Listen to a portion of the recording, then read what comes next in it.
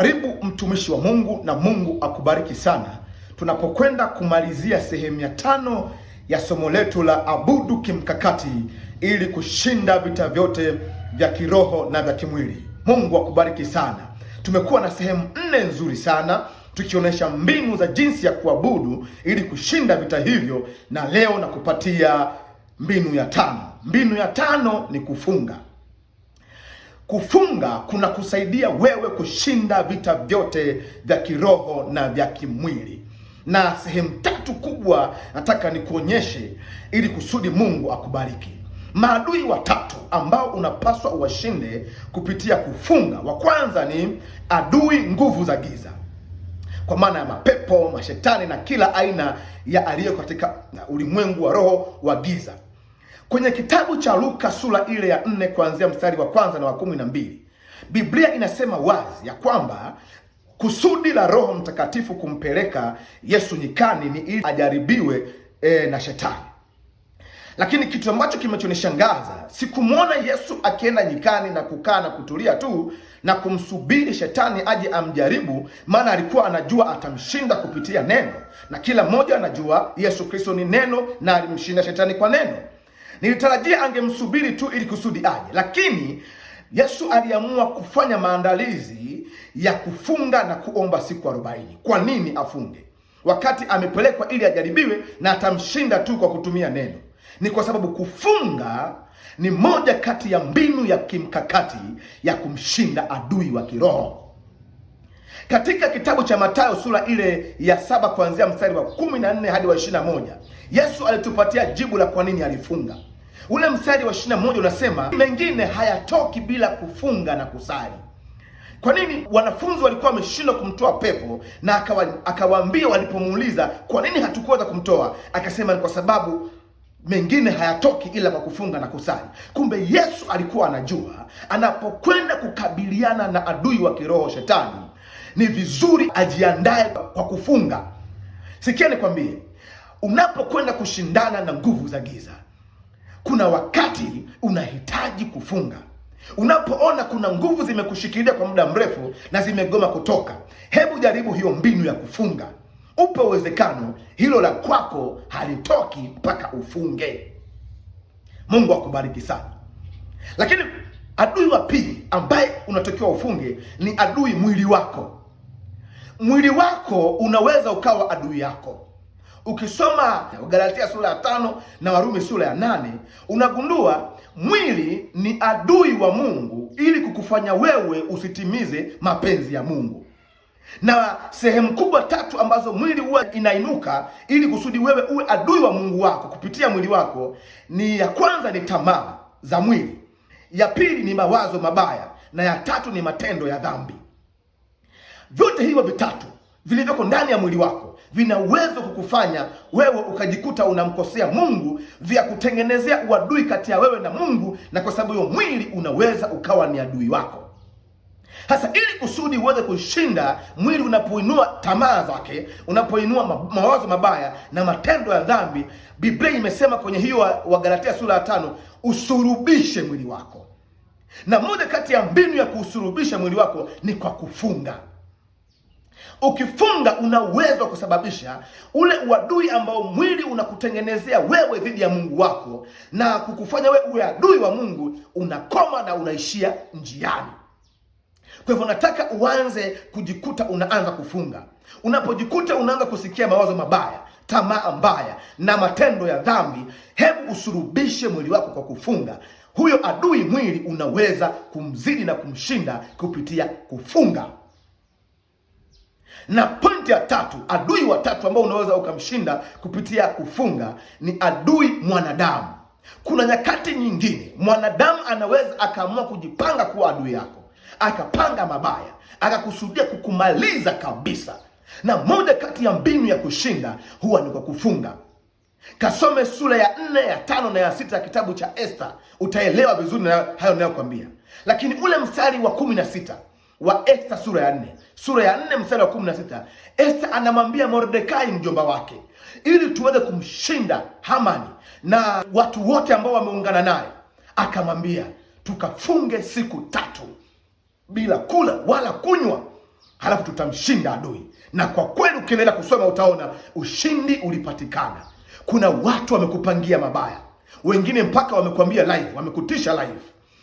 Sikia nikwambie, hao watu usipigana naye kimwili, manake inawezekana wamejipanga. Nenda katika maombi ya kufunga, wafungie siku kadhaa kwa kadri Roho wa Mungu anavyokuongoza.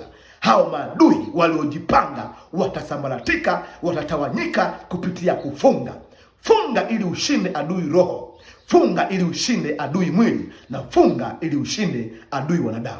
Mungu akubariki. Ukiwa unahitaji maombi, njoo kwenye DM hapo kwenye inbox niambie, halafu tutaomba kwa pamoja na Mungu atakubariki. Tukutane tena kwenye somo jingine wakati mwingine. Shalom, Mungu akubariki. Karibu mtumishi wa Mungu, na Mungu akubariki sana. Tunapokwenda kumalizia sehemu ya 5 ya somo letu la abudu kimkakati ili kushinda vita vyote vya kiroho na vya kimwili. Mungu akubariki sana.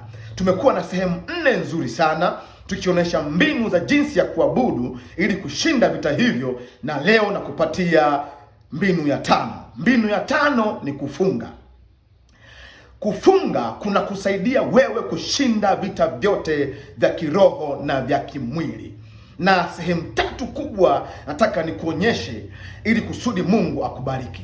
Maadui 3 ambao unapaswa uwashinde kupitia kufunga. Wa kwanza ni adui nguvu za giza, kwa maana ya mapepo, mashetani na kila aina ya aliyo katika ulimwengu wa roho wa giza. Kwenye kitabu cha Luka sura ile ya 4 kuanzia mstari wa 1 na wa 12, Biblia inasema wazi ya kwamba kusudi la Roho Mtakatifu kumpeleka Yesu nyikani ni ili kusudi ajaribiwe na shetani.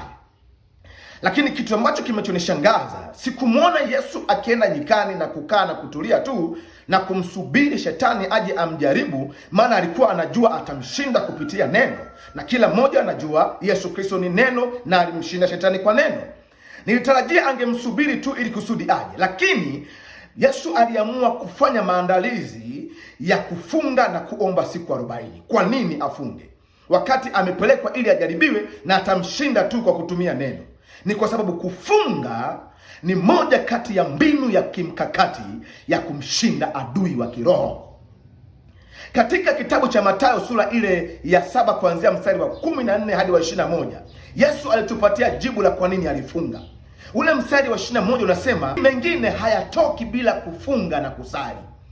Kwa nini wanafunzi walikuwa wameshindwa kumtoa pepo? Na akawaambia walipomuuliza kwa nini hatukuweza kumtoa, akasema ni kwa sababu mengine hayatoki ila kwa kufunga na kusali. Kumbe Yesu alikuwa anajua anapokwenda kukabiliana na adui wa kiroho shetani, ni vizuri ajiandae kwa kufunga. Sikia nikwambie, unapokwenda kushindana na nguvu za giza, kuna wakati unahitaji kufunga. Unapoona kuna nguvu zimekushikilia kwa muda mrefu na zimegoma kutoka, hebu jaribu hiyo mbinu ya kufunga. Upe uwezekano hilo la kwako halitoki mpaka ufunge. Mungu akubariki sana. Lakini adui wa pili ambaye unatakiwa ufunge ni adui mwili wako. Mwili wako unaweza ukawa adui yako. Ukisoma Galatia sura ya 5 na Warumi sura ya 8, unagundua mwili ni adui wa Mungu ili kukufanya wewe usitimize mapenzi ya Mungu. Na sehemu kubwa 3 ambazo mwili huwa inainuka ili kusudi wewe uwe adui wa Mungu wako kupitia mwili wako ni, ya kwanza ni tamaa za mwili, ya pili ni mawazo mabaya, na ya 3 ni matendo ya dhambi. Vyote hivyo 3 vilivyoko ndani ya mwili wako vina uwezo kukufanya wewe ukajikuta unamkosea Mungu, vya kutengenezea uadui kati ya wewe na Mungu, na kwa sababu hiyo mwili unaweza ukawa ni adui wako. Hasa ili kusudi uweze kushinda mwili, unapoinua tamaa zake, unapoinua mawazo mabaya na matendo ya dhambi, Biblia imesema kwenye hiyo wa Galatia sura ya 5, usurubishe mwili wako. Na moja kati ya mbinu ya kusurubisha mwili wako ni kwa kufunga. Ukifunga una uwezo wa kusababisha ule uadui ambao mwili unakutengenezea wewe dhidi ya Mungu wako na kukufanya wewe uwe adui wa Mungu, unakoma na unaishia njiani. Kwa hivyo nataka uanze kujikuta unaanza kufunga. Unapojikuta unaanza kusikia mawazo mabaya, tamaa mbaya na matendo ya dhambi, hebu usurubishe mwili wako kwa kufunga. Huyo adui mwili unaweza kumzidi na kumshinda kupitia kufunga. Na pointi ya tatu, adui wa tatu ambao unaweza ukamshinda kupitia kufunga ni adui mwanadamu. Kuna nyakati nyingine mwanadamu anaweza akaamua kujipanga kuwa adui yako, akapanga mabaya, akakusudia kukumaliza kabisa. Na moja kati ya mbinu ya kushinda huwa ni kwa kufunga. Kasome sura ya 4, ya 5 na ya 6 ya kitabu cha Esther, utaelewa vizuri na hayo ninayokuambia. Lakini ule mstari wa 16 wa Esther sura ya 4 mstari wa 16, Esther anamwambia Mordekai mjomba wake, ili tuweze kumshinda Hamani na watu wote ambao wameungana naye, akamwambia tukafunge siku 3 bila kula wala kunywa, halafu tutamshinda adui. Na kwa kweli ukiendelea kusoma utaona ushindi ulipatikana. Kuna watu wamekupangia mabaya, wengine mpaka wamekwambia live, wamekutisha live. Sikia nikwambie, hao watu usipigana naye kimwili, manake inawezekana wamejipanga. Nenda katika maombi ya kufunga, wafungie siku kadhaa kwa kadri Roho wa Mungu anavyokuongoza. Hao maadui waliojipanga watasambaratika, watatawanyika kupitia kufunga. Funga ili ushinde adui roho, funga ili ushinde adui mwili, na funga ili ushinde adui wanadamu. Mungu akubariki. Ukiwa unahitaji maombi, njoo kwenye DM hapo kwenye inbox niambie, halafu tutaomba kwa pamoja na Mungu atakubariki. Tukutane tena kwenye somo jingine wakati mwingine. Shalom, Mungu akubariki.